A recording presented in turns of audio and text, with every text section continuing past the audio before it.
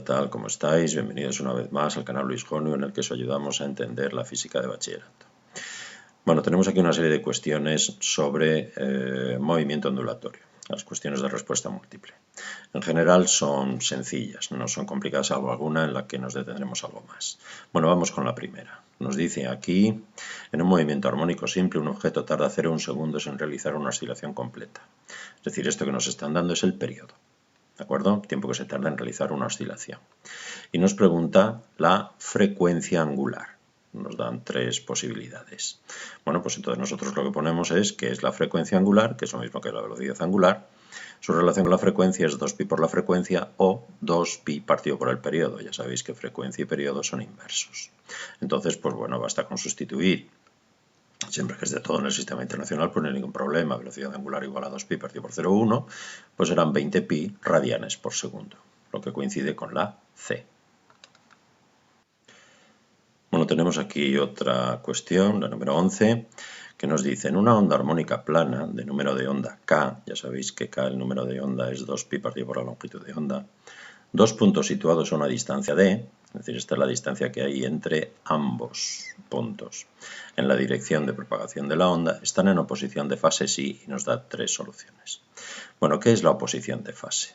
Bueno, pues en primer lugar, la fase es el estado de vibración de una determinada partícula. Y lo da, aquí tenemos la ecuación del movimiento ondulatorio, la ecuación general, y nos da este ángulo de aquí. Este es el ángulo de fase. Quizás a veces os confunda porque utilizamos la misma letra griega, phi, para designar este ángulo de fase o lo que llamamos el ángulo de desfase inicial, que es decir, lo que nos da la posición inicial de una partícula. Aquí tenemos, por ejemplo, si una partícula, la partícula situada en x igual 0, es decir, en el foco y para tiempo 0, resulta que parte de ese punto de ahí y no parte de igual 0, pues nosotros tenemos que dar un ángulo de desfase que es el que nos da la posición inicial, que lo llamamos phi. Esto estaría aquí a continuación, sería omega t menos kx más phi. ¿Eso qué quiere decir? Que para t igual 0 y x igual 0 nos quedaría phi.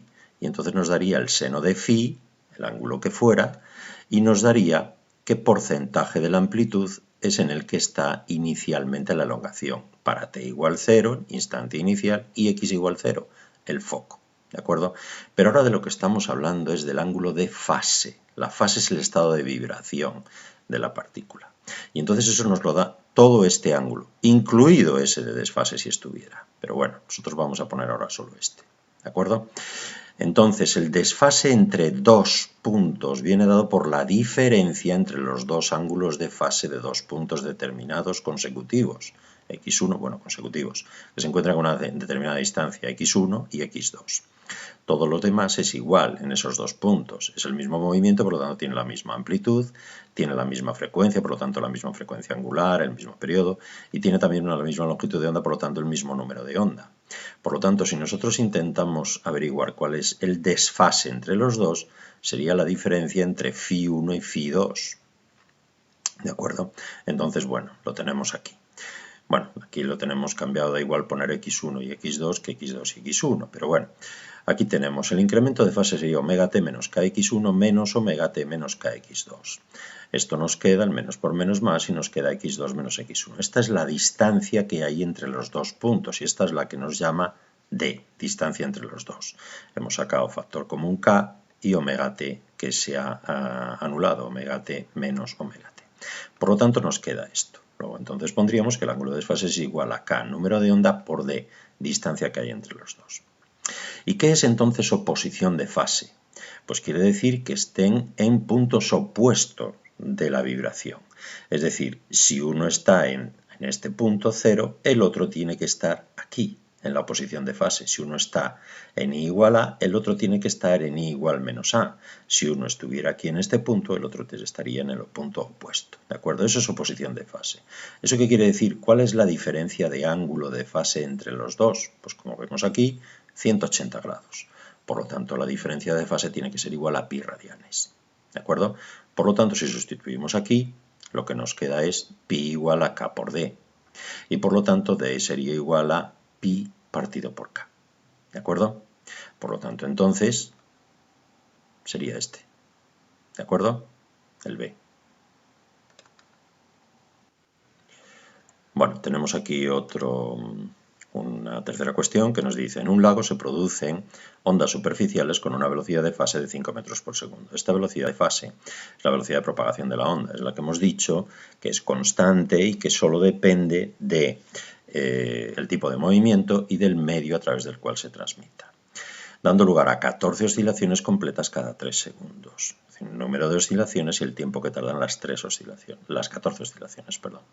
La longitud de onda de estas ondas superficiales nos da las 3 posibilidades. Entonces tenemos aquí la velocidad 5 metros por segundo, el tiempo que tardan las 14 oscilaciones 3 segundos y la relación entre la velocidad de fase o velocidad de propagación, longitud de onda y frecuencia es esta. La velocidad de propagación es igual a la longitud de onda por la frecuencia, o longitud de onda partido por el periodo. Entonces, nosotros la frecuencia la calcularíamos dividiendo el número de oscilaciones por el tiempo que tardan las 3. De esa manera sabemos cuánto es una. El periodo es el inverso de la frecuencia, por lo tanto sería 3 partido por 14, mientras que la frecuencia es en segundo menos 1, o hercios. El periodo serían 3 partido por 14 segundos. Por lo tanto, entonces, basta con sustituir cualquiera de las dos cosas.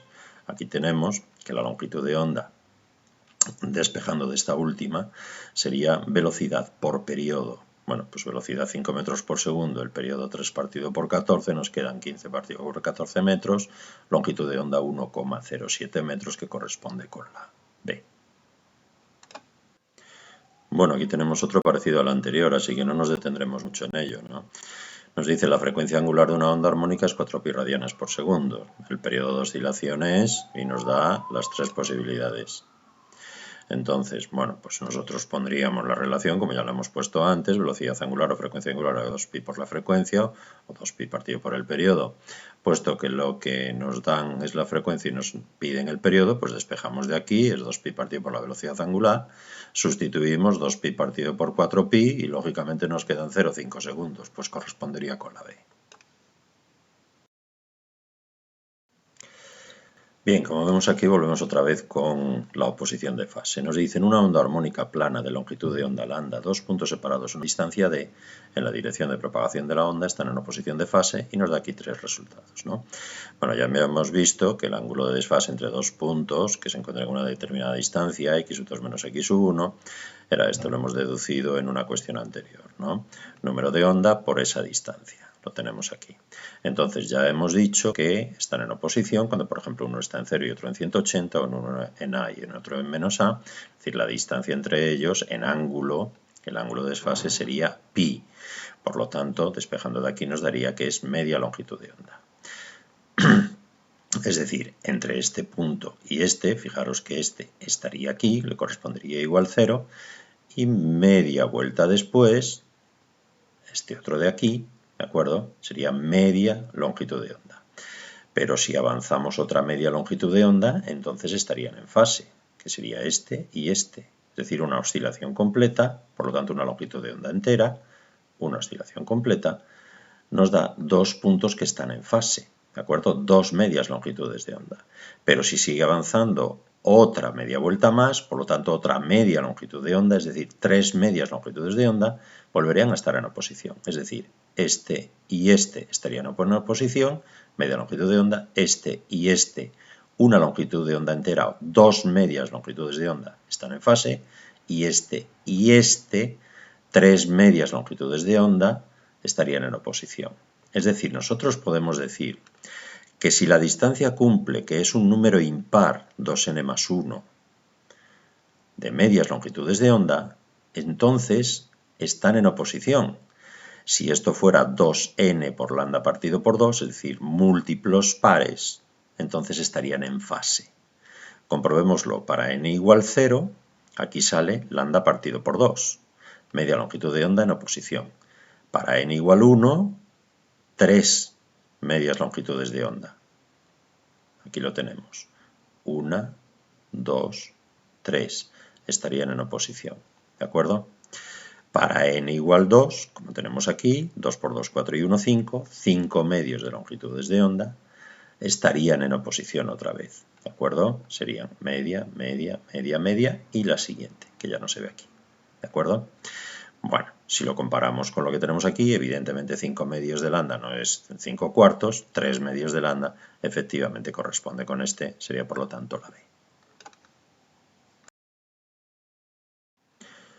Bueno, este siguiente es muy sencillo, simplemente es la velocidad del sonido en el aire es de 340 metros por segundo, esto es lo que llamamos velocidad de fase, velocidad de propagación, y ya veis que nos dice tipo de movimiento, el sonido y medio en el que se transmite el aire, es decir, el sonido en el aire siempre se transmite a 340 metros por segundo. Bueno, para un sonido de 2000 Hz la longitud de onda es, ya hemos visto de dónde salía la ecuación anterior, entonces la velocidad de fase es longitud de onda por frecuencia, despejando de ahí la longitud de onda, que es lo que nos pregunta, es velocidad partido por la frecuencia. Simplemente sustituimos y nos queda 0,17 metros o 17 centímetros. Lógicamente la B.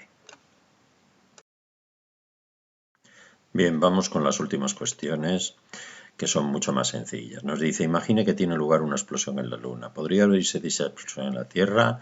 Si es de intensidad suficiente, sí, no puesto que la distancia entre la Tierra y la Luna es muy grande y no puesto que el sonido necesita un medio para propagarse, por tanto no puede propagarse en el espacio exterior. Bueno, pues la cuestión es que el sonido es una onda material longitudinal. ¿Qué quiere decir? Que necesita materia, partículas para que se propaguen, porque se transmite cuando una partícula choca con la siguiente y le transmite esa vibración. Es como aquello de la fila de las fichas de dominó. Una ficha cae y entonces empuja a la siguiente, y esta a la siguiente, así sucesivamente. Si no hay fichas, no hay movimiento que se transmita, no hay sonido. Por lo tanto, lo correcto es la C, no, puesto que necesita un medio material para propagarse, ¿de acuerdo? Por lo tanto, no se puede propagar en el vacío. Bien, y una última para que veáis que a veces son extremadamente sencillas las cuestiones, ¿no? Una onda mecánica en la que la dirección de propagación de la onda es perpendicular a la dirección de vibración de las partículas afectadas por la perturbación se denomina longitudinal transversal, onda unidimensional. Bueno, pues evidentemente es la definición de una onda transversal en la que la dirección de vibración es perpendicular a la dirección de propagación, ¿de acuerdo? Entonces, bueno, realmente algunas pues con 5 segundos las resolvemos rápidamente, ¿no? Bueno, pues nada más. Espero haberos ayudado una vez más y no olvidéis suscribiros. Un saludo y hasta el próximo vídeo.